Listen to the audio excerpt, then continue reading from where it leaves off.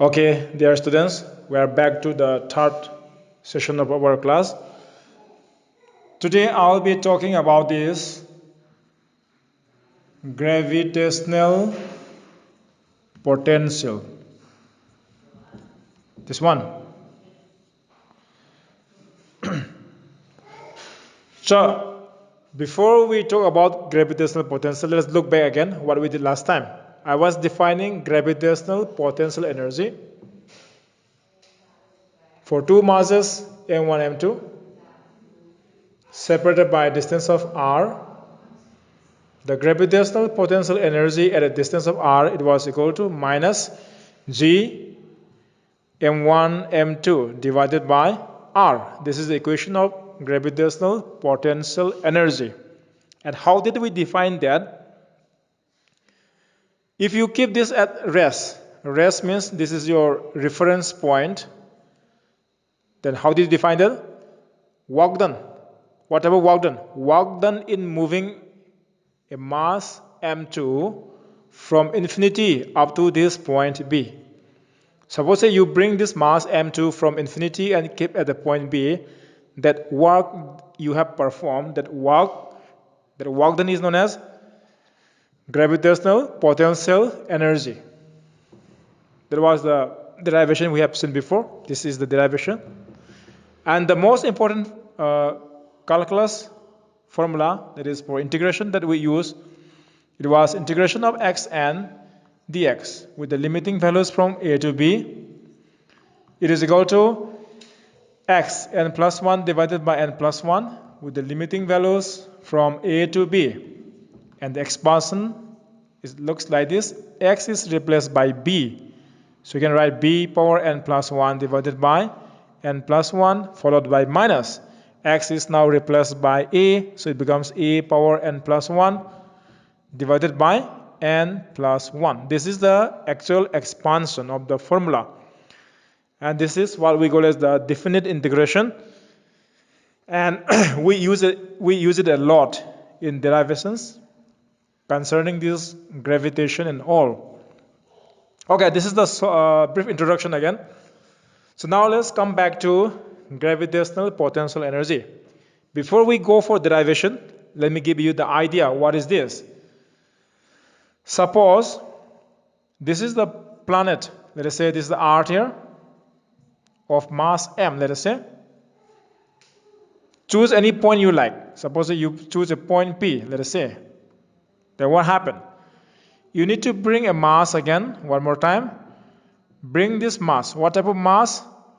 Of unit mass. Unit mass means the value is equal to 1. Unity. Let us say 1 kg for example. So if you bring this mass of what? 1 unit from infinity.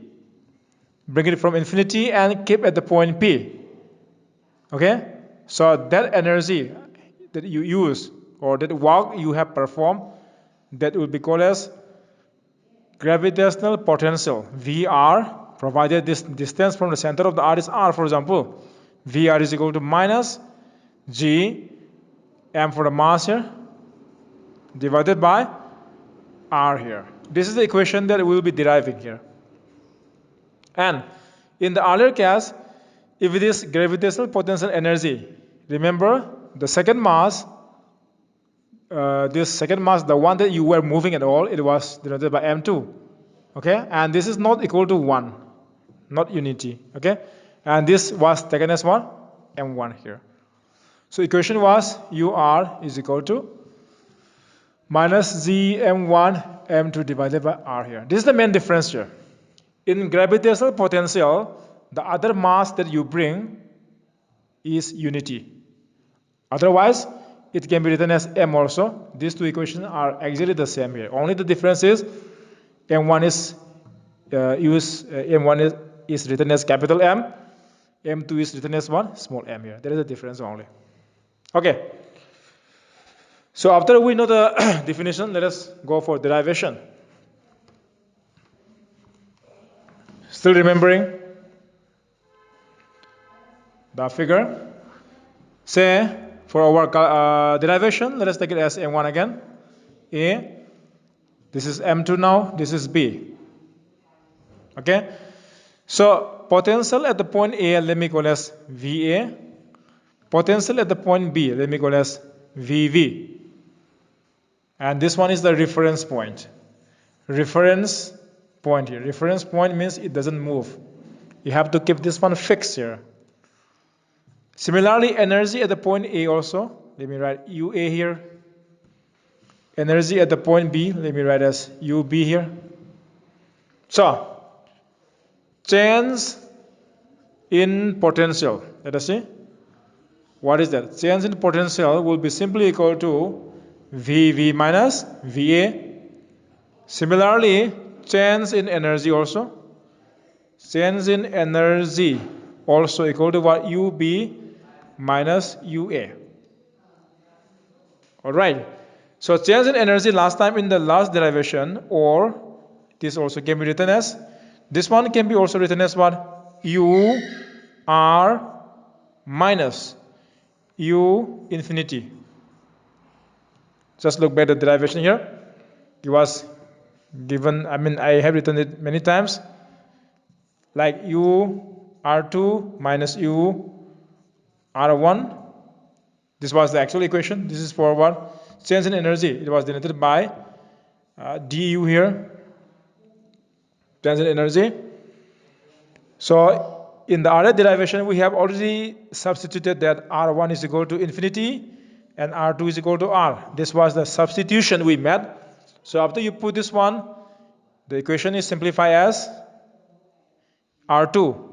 R2 is what written as R right now, and the R1 is written as infinity here. So this is what your change in energy. So change in energy can be written like this or like this here. Then there is a relation. A relation is there between what? Change in potential and change in energy. Let us see what is the relation. Then the change in potential, let me write again.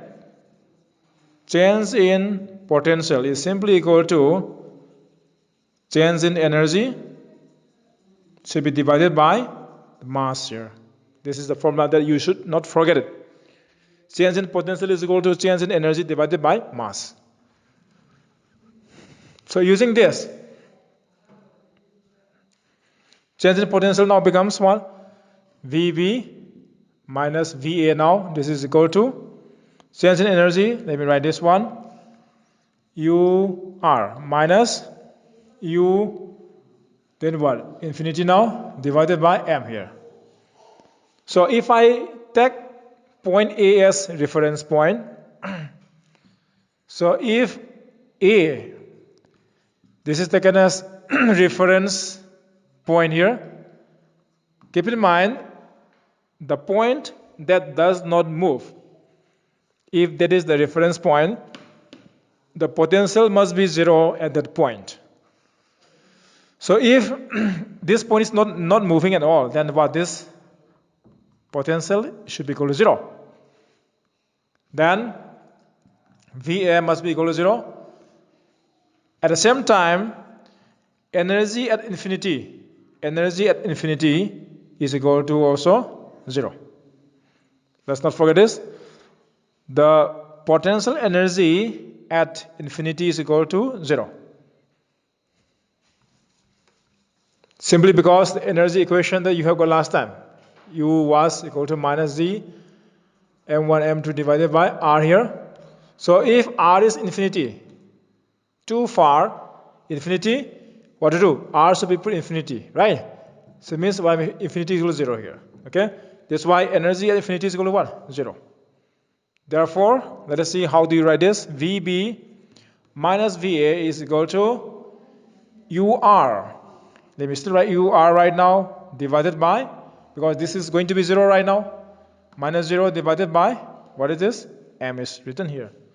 Okay, I forgot to put this one. VA is again put as zero again. So simply you have to write VV is equal to UR by M here. And in the previous derivation, let's say, let me use but here. UR is equal to minus Z. I have already done derivation.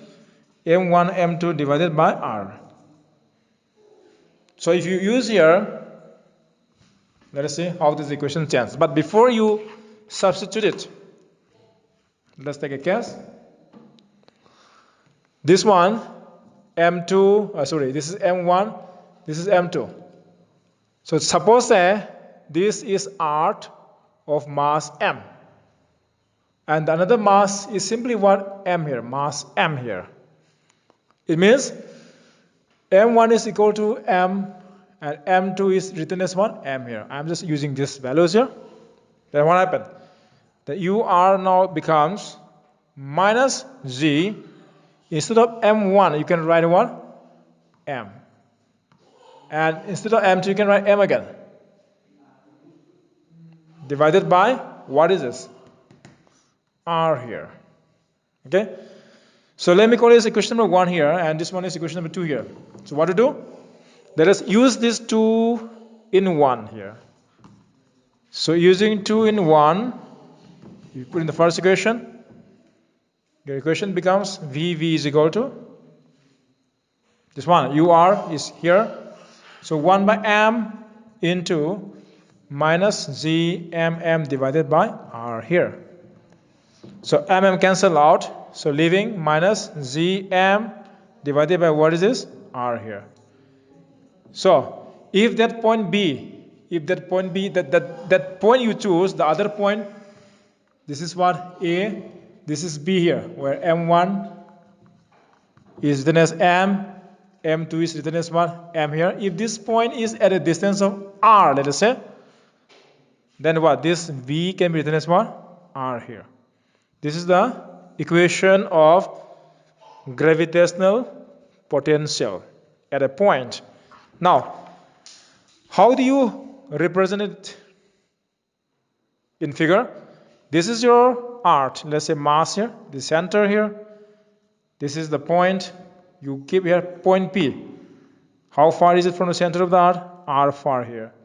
The question is, what is the potential here? Okay, so potential here is denoted by VR.